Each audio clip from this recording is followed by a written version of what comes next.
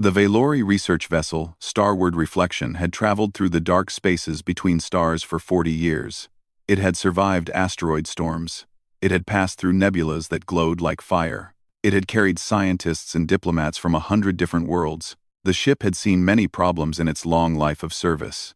But Captain Torvesh had never seen a problem quite like this one. The screaming had started 3 hours ago. It came from Deck 7, from the medical bay. And it had not stopped. The sound was high and sharp, like metal scraping against metal. It echoed through the corridors. It vibrated through the walls. Crew members on Deck 5 could hear it. Crew members on Deck 9 could feel it in their bones. The source of the screaming was very small. She was a Keth Ari cub named Ricketh. And she was only 6 standard months old.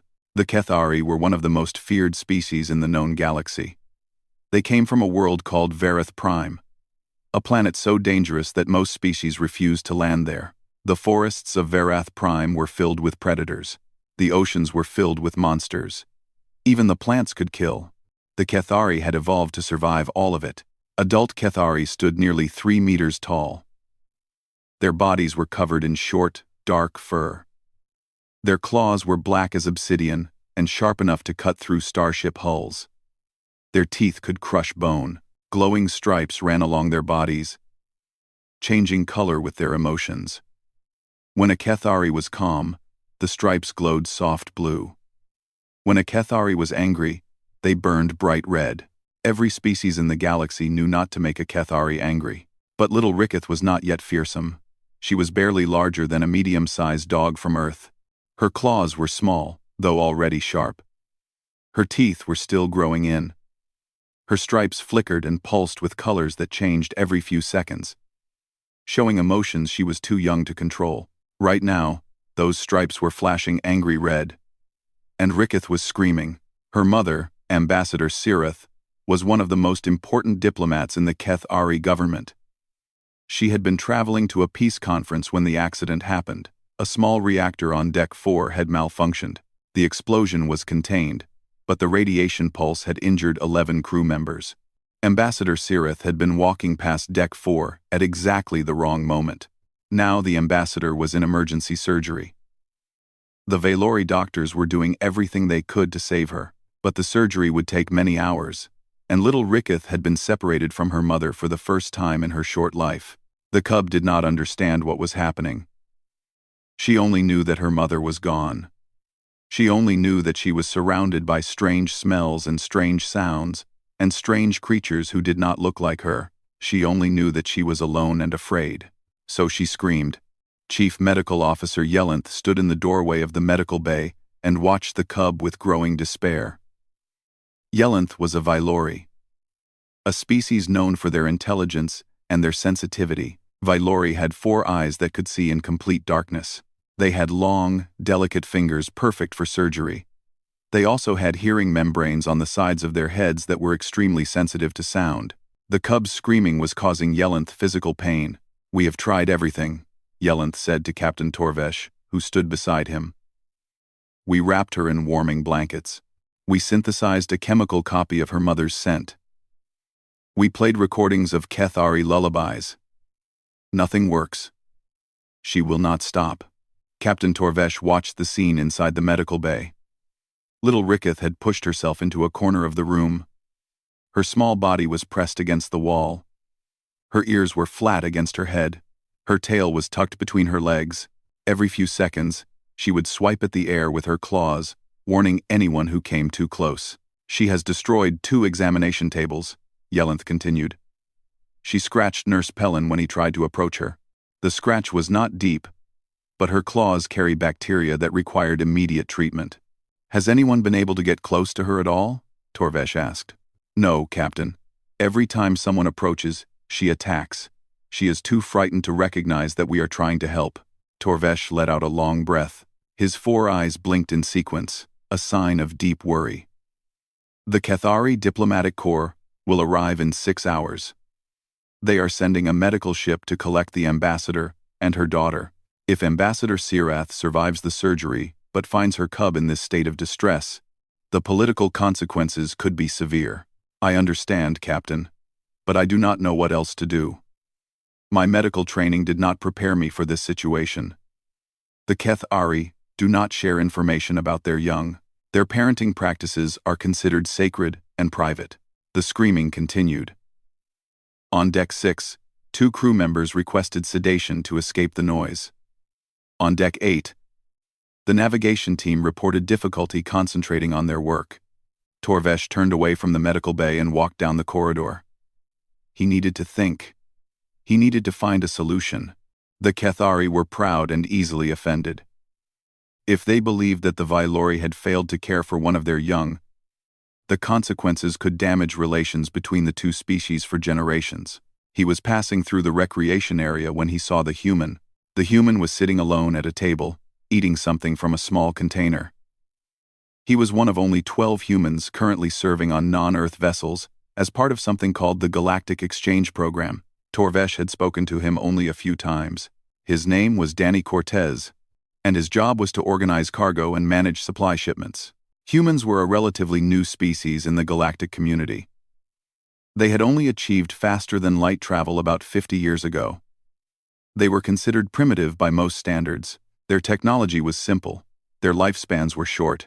Their bodies were fragile and weak compared to most other species. But Torvesh had heard stories about humans. Strange stories. Stories that seemed impossible but were apparently true.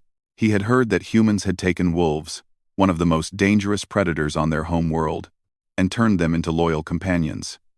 He had heard that humans found baby predators adorable instead of terrifying. He had heard that humans had an unusual ability to form bonds with creatures that should, by all logic, want to eat them. Most species in the galaxy kept their distance from dangerous animals. Humans, apparently, tried to pet them. Torvesh stood in the doorway of the recreation area and made a decision. It was a desperate decision. Perhaps even a foolish one. But he had no other options left. He walked toward the human's table.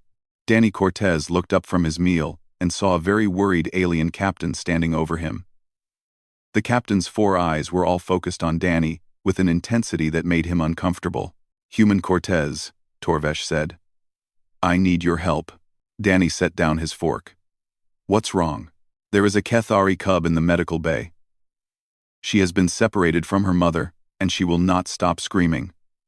We have tried everything. Nothing works." Danny frowned. "Okay. That sounds bad. But why are you telling me?" "Because," Torvesh said slowly, "I am hoping that you can help calm her down." Danny stared at the captain for a long moment. Then he laughed.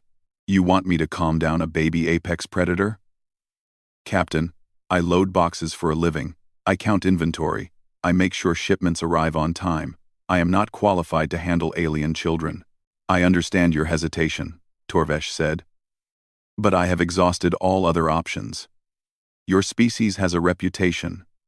Human Cortez. A reputation for connecting with young creatures in ways that other species cannot. I am asking you to try." From somewhere far away, Danny could hear the faint sound of screaming. He sighed.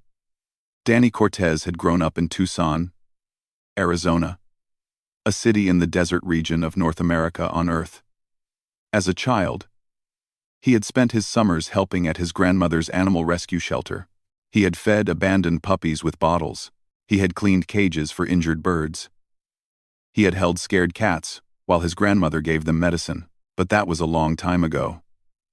That was before he joined the Galactic Exchange Program. That was before he left Earth to work on alien starships. These days, Danny worked with cargo, not creatures. He organized supply manifests. He tracked shipments. He made sure that boxes went where they needed to go.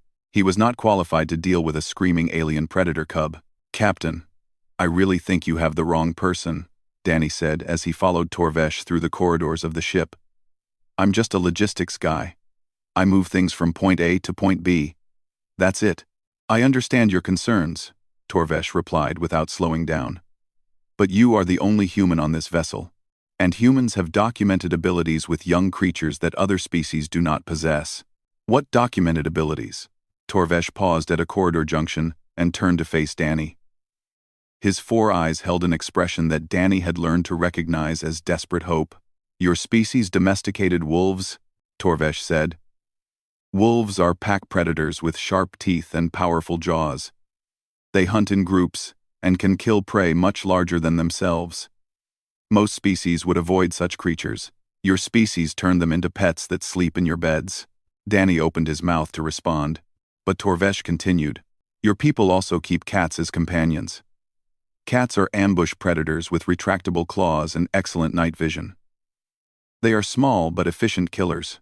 On your internet, which my species has studied extensively, there are millions of videos of humans holding these creatures and calling them cute names. Okay, but that's different. Dogs and cats have been living with humans for thousands of years. We evolved together. A Kethari cub is completely different. Is it?" Torvesh asked. "Your species sees a small creature in distress and feels a need to help it. This response appears to be automatic. It does not matter if the creature is dangerous. It does not matter if helping could result in injury. Humans see something small and scared, and they want to make it feel better." Danny did not have a good argument against this. It was, unfortunately, true. He had once picked up a baby raccoon that was stuck in a trash can, even though raccoons could carry rabies and had very sharp teeth. He had done it without thinking. The little animal had been crying, and something in Danny's brain had simply switched on. "Fine," Danny said. "I'll take a look. But I'm not promising anything." They continued walking. The sound of the cub's screaming grew louder with every step. By the time they reached Deck 7, Danny could feel the vibrations in his chest. It was a sound of pure distress, high and piercing, and constant. "How long has she been doing this?" Danny asked. "Over 3 hours now," Torvesh said. "She has not stopped except to breathe." 3 hours? Her throat must be raw. Kethari vocal cords are extremely resilient. She could continue for several more hours before causing any damage to herself. However, the psychological damage of prolonged distress at this age could be significant. They stopped outside the medical bay. Through the window, Danny could see the scene inside. Several Vialori medical staff stood against the far wall, keeping their distance from the corner where the cub had trapped herself. The cub was small, much smaller than Danny had expected. She was curled into a tight ball, pressed as far into the corner as she could get. Her dark fur was puffed up, making her look slightly larger. The glowing stripes on her body flashed red and orange in rapid patterns. Every few seconds, she would throw her head back and release another piercing scream. "Her eyes," Danny said quietly. "Look at her eyes." Torvesh looked. "They appear enlarged. Her pupils are fully dilated." "She's not aggressive," Danny said.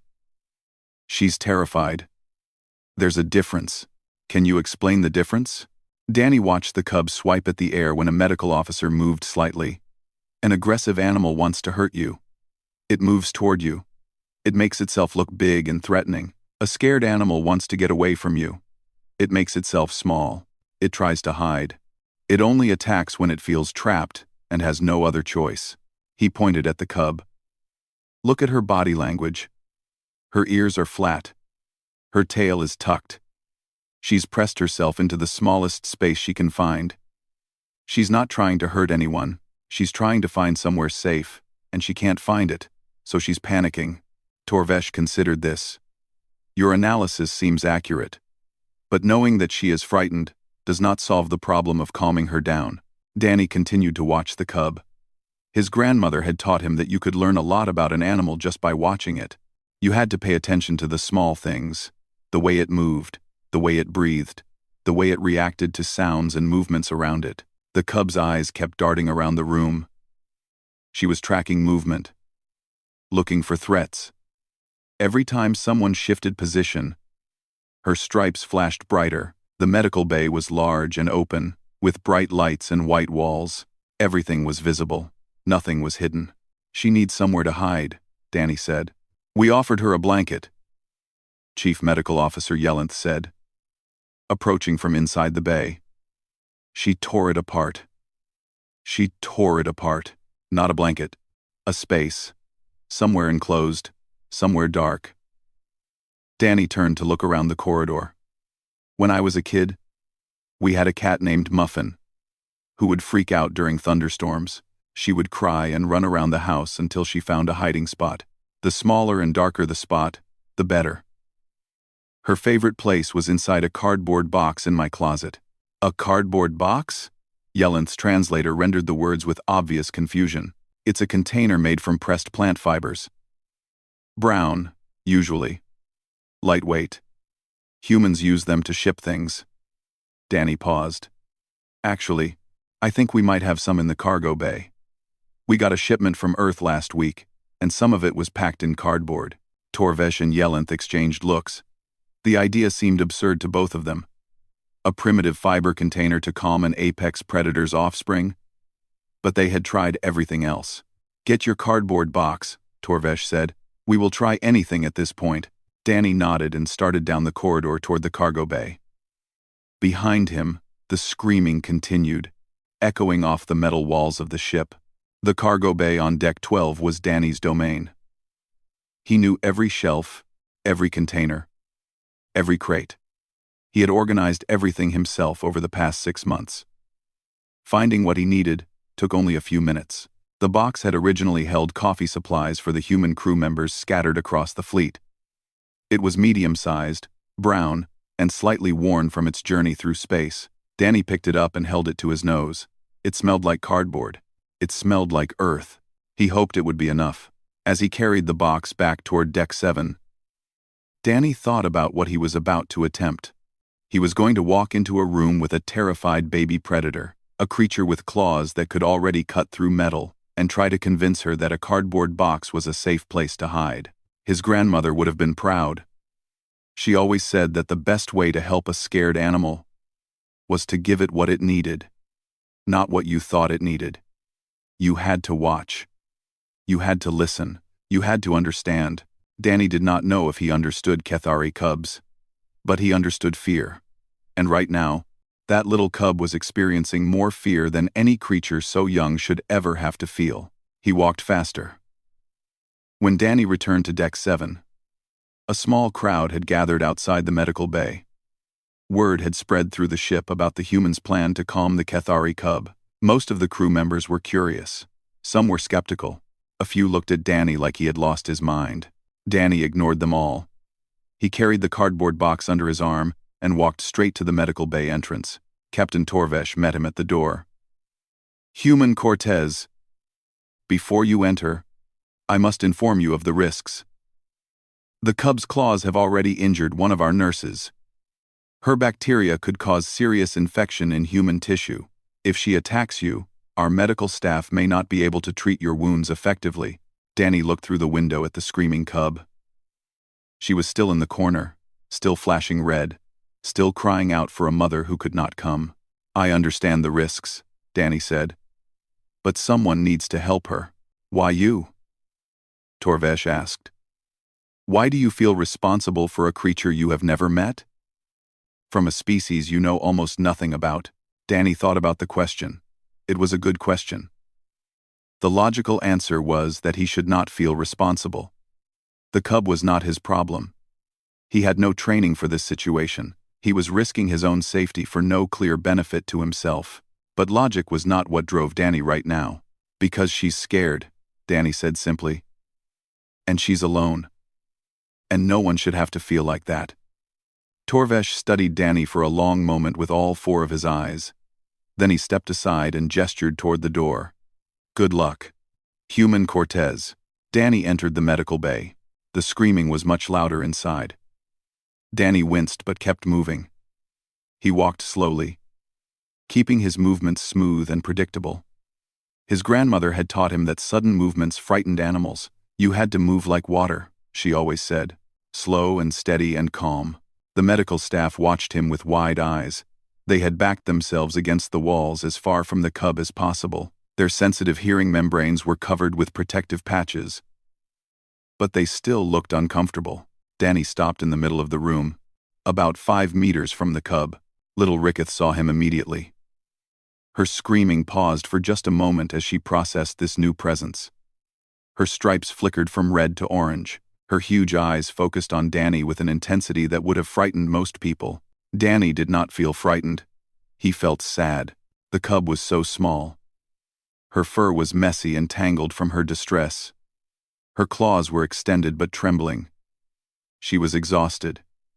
3 hours of constant screaming had taken its toll.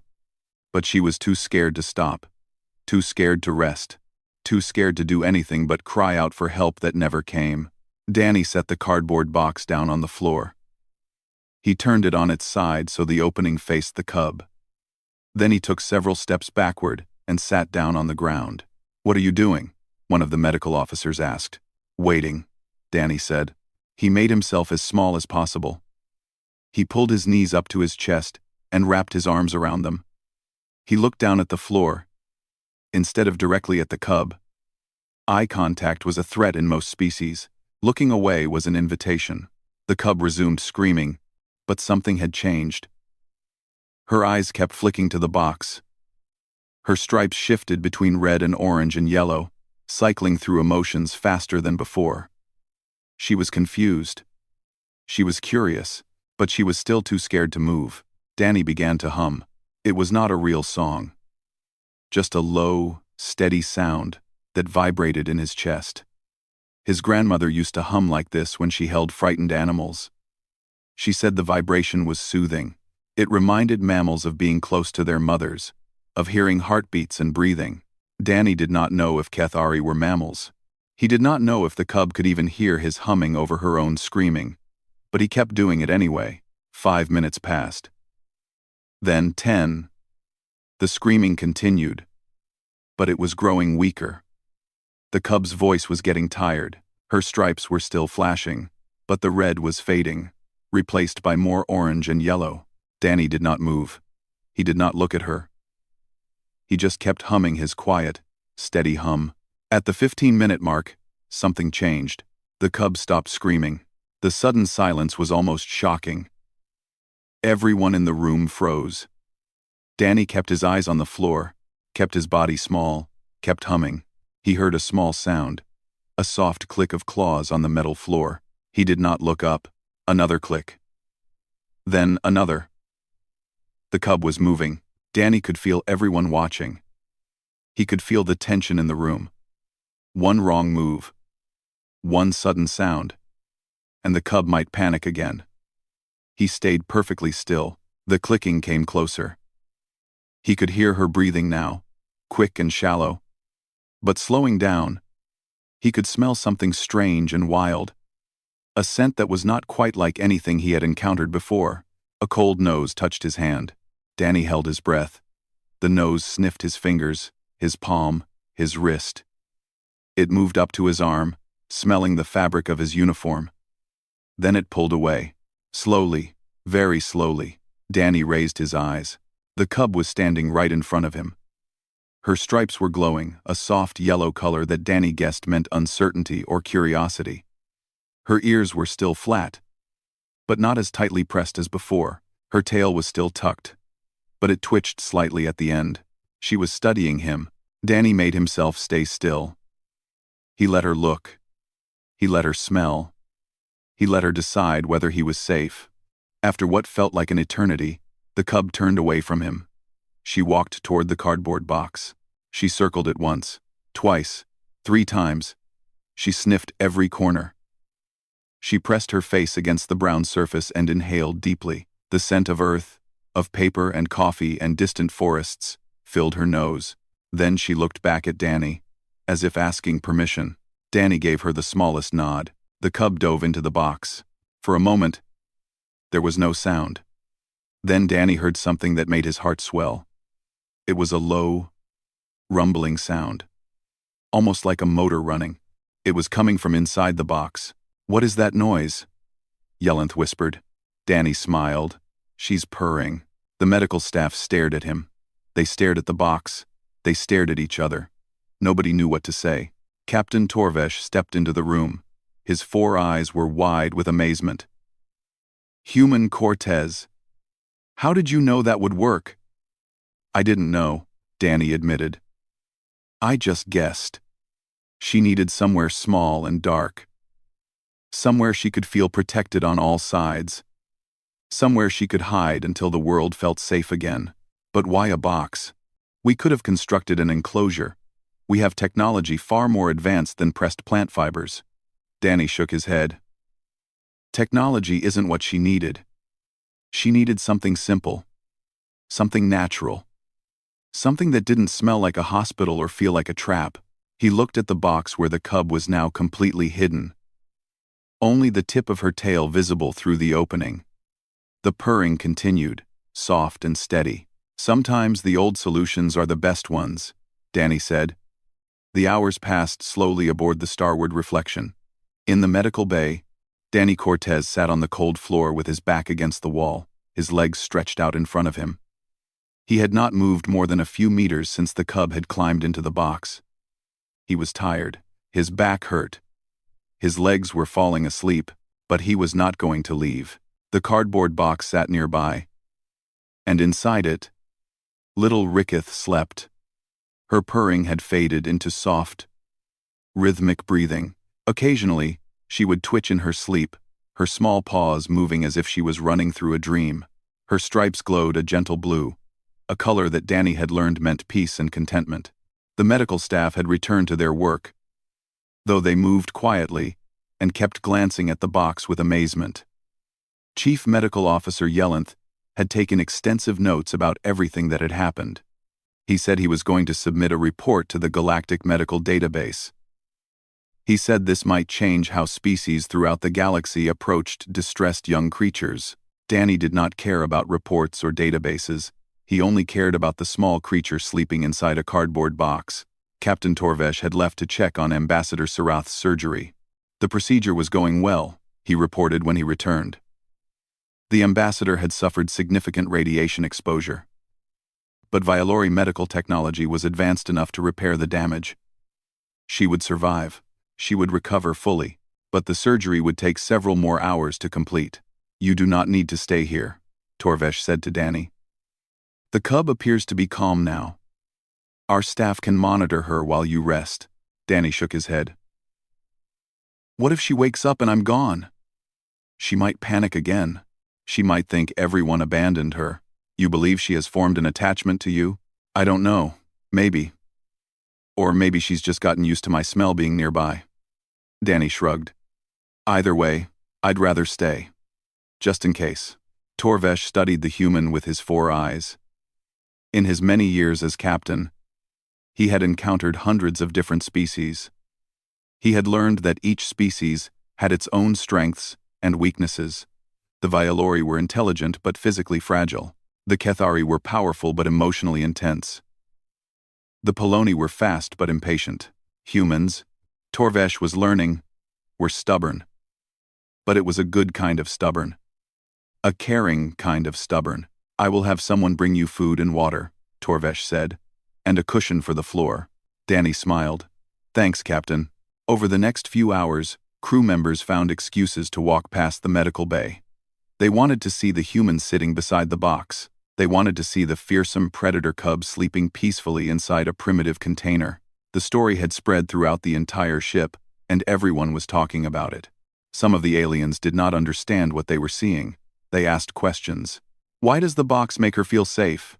Asked a young Poloni engineer. It's enclosed, Danny explained. She can feel the walls on all sides. Nothing can sneak up on her. Nothing can attack from behind. It's like a tiny fortress made just for her. But it is only made of plant fibers. It offers no real protection.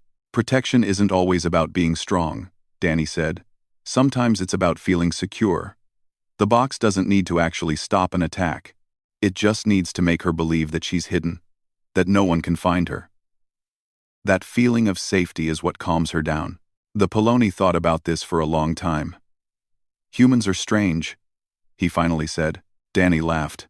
Yeah, we get that a lot. As the hours went by, the cub began to stir.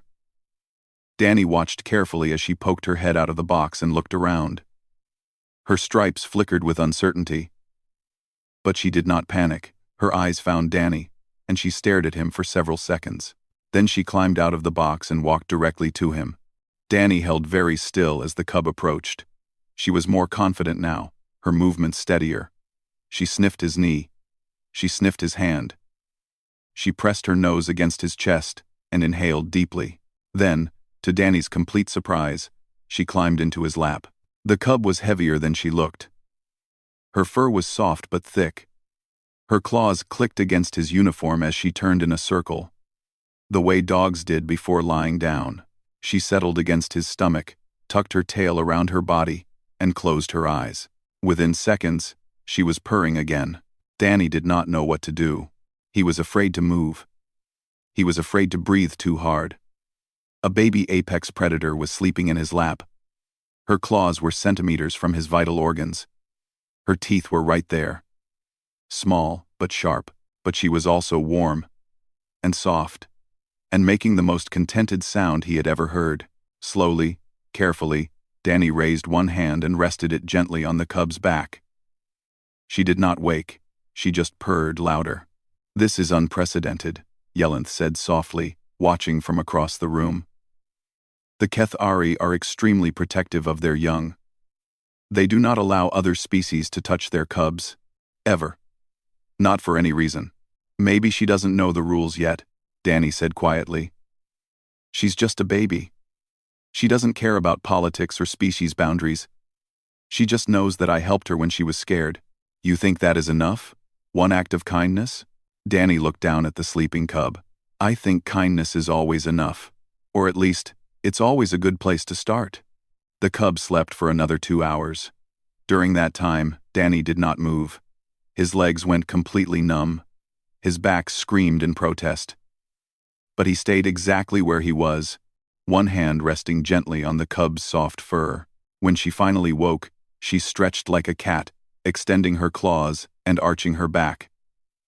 She yawned, revealing rows of small but sharp teeth. Then she looked up at Danny with her huge golden eyes. For a moment, human and Kethari just looked at each other. Then the cub licked Danny's chin. It was a rough tongue, like sandpaper but warm. Danny laughed despite himself. The cub seemed pleased by this response. She licked him again. "I think she likes you," Yellenth observed. "I think I like her too," Danny admitted. The cub climbed out of Danny's lap and walked back to her box. She circled it once, sniffed the edges, then climbed back inside. But this time, she did not hide completely. She kept her head poking out of the opening, watching Danny with alert eyes. She was not afraid anymore. She was just keeping an eye on her human. Danny stretched his aching legs and rubbed his sore back. He was exhausted. He had been sitting on the floor for nearly 6 hours. But he felt better than he had felt in a long time. Sometimes, he thought, you do not choose the moments that change your life. Sometimes a screaming alien cub chooses you. And all you can do is show up with a cardboard box and hope for the best. The door to the medical bay opened. Captain Torvesh entered with news. "Ambassador Sirith is out of surgery," he announced. "She is recovering well. She will be ready to see her daughter within the hour." Danny nodded and looked at the cub. "You hear that, little one? Your mom is going to be okay. Everything is going to be okay." The cub's stripes glowed soft blue. She understood. Maybe not the words, but the feeling behind them. Everything was going to be okay. Ambassador Sirith was the largest Kethari that Danny had ever seen. When she entered the medical bay, she had to duck her head to fit through the doorway. Her shoulders were nearly as wide as the door itself. Her claws were long and black and looked sharp enough to cut through steel. She moved slowly because she was still weak from surgery. Medical patches covered parts of her body where the radiation had done the most damage, but her eyes were alert and focused, and those eyes immediately found her daughter. Little Ricketh was out of the box the instant she heard her mother's voice. She ran across the medical bay, her small claws clicking rapidly on the metal floor. She launched herself at Sirith with a cry that was completely different from the screaming Danny had heard earlier. This was a sound of joy, of relief, of love. Sirith caught her daughter gently in her massive arms. She held the cub close to her chest, and her stripes began to glow a deep, warm blue. The cub's stripes matched her mother's. They stayed like that for a long moment. Mother and child reunited after hours of fear and separation. Danny watched from across the room. He felt tears forming in his eyes but blinked them away. He had seen reunions like this before. At his grandmother's shelter, lost pets returned to their owners, stray animals adopted into new families. The love between beings who belonged together was the same in every species. After several minutes, Cirith looked up. Her eyes found Danny. "You are the human," she said. Her voice was deep and resonant, translated into English through a small device on her collar. "You are the one who calmed my daughter." Danny stood up slowly. His legs were still stiff from sitting on the floor for so long. "Yes, Ambassador. I tried to help." Cirith set her daughter down gently. Ricketh immediately ran to her box and began sniffing it, showing it to her mother with obvious pride. Cirith watched this with an expression that Danny could not quite read. Then she walked toward Danny. Each step she took made the floor vibrate slightly. She was enormous, easily 3 times Danny's size. Her presence filled the entire room. Danny had to fight the urge to step backward, to make himself small, to show submission. But he did not move. He stood his ground and met her eyes. Cirith stopped directly in front of him. She looked down at him with golden eyes that had seen things Danny could not imagine. She was a diplomat, but she was also a warrior. Her species had conquered a death world through strength and ferocity. They had earned their place as one of the most feared species in the galaxy. And here was Danny, a cargo logistics specialist from Tucson, Arizona, standing in front of her without flinching. "Do you know what you have done?" Cirith asked quietly. "I gave her a box," Danny said. "That's all. That is not all." Cirith's stripes flickered with colors Danny did not recognize. "When my daughter was afraid, when she was alone and screaming in a strange place surrounded by strange beings, you did not run away. You did not call for security. You did not see her as a threat to be contained." She paused. "You saw her as a child who needed help. And you helped her." Danny did not know what to say to that, so he said nothing. Cirith continued. "The Kethari have a long memory. Human Cortez. We remember those who harm us, and we remember those who help us. We do not forget debts. Ambassador, I don't need any kind of reward. I just did what anyone would do." Cirith made a sound that Danny realized was laughter.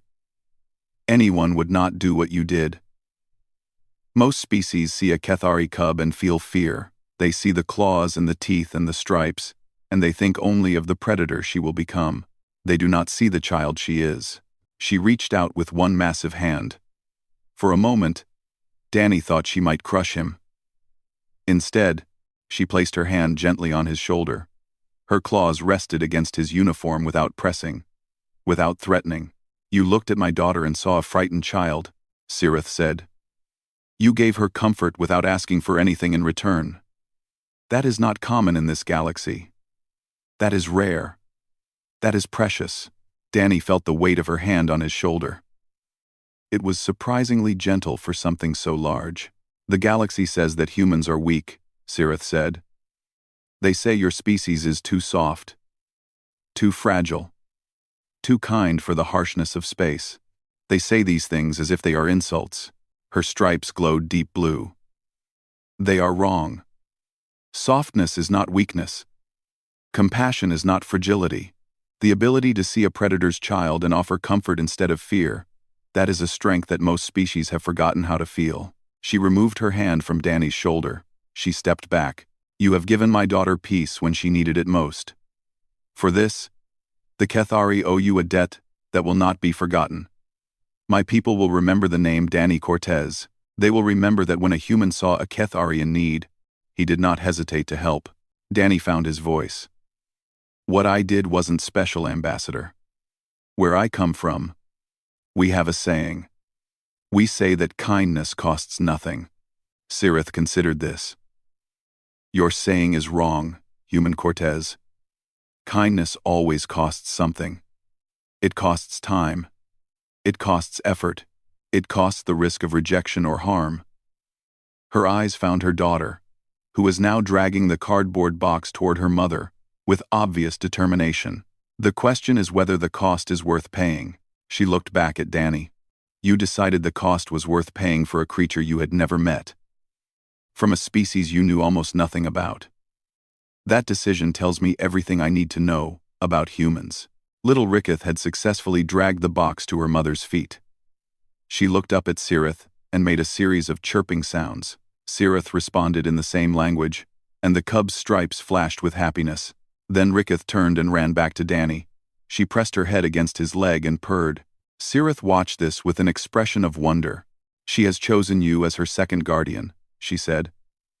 "This is a great honor among my people. It means she trusts you, as she trusts me." Danny reached down and scratched behind the cub's ears. She purred louder.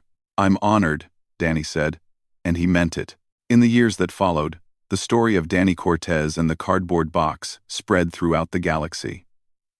It was told in diplomatic meetings and scientific conferences. It was studied in xenobiology courses and child development programs. The Galactic Medical Database added a new entry called Human Origin Comfort Technology, which included detailed instructions for constructing cardboard boxes. Every ship that carried Kethari passengers began keeping cardboard boxes in their supply rooms. Other species started experimenting with enclosed spaces for their young during times of stress. The simple solution that Danny had discovered became standard practice across hundreds of worlds. Danny never asked for recognition. He never wanted medals or awards or titles. When people called him a hero, he always said the same thing: "I just gave her a box, that's all." But everyone who heard the story knew the truth. Danny Cortez had done something much more important than giving a cub a box. He had shown the galaxy that kindness was a universal language. He had proven that sometimes the simplest solutions were the most powerful, and he had reminded everyone, from the mightiest warrior to the smallest child, that being soft was never the same as being weak. Ambassador Cirith returned to her homeworld with her daughter and the original cardboard box, which Ricketh refused to leave behind. The box was placed in the Hall of Honored Artifacts, alongside weapons and treasures from Kethari history. It was, the inscription read, "A gift from a human who understood that true strength comes from the heart."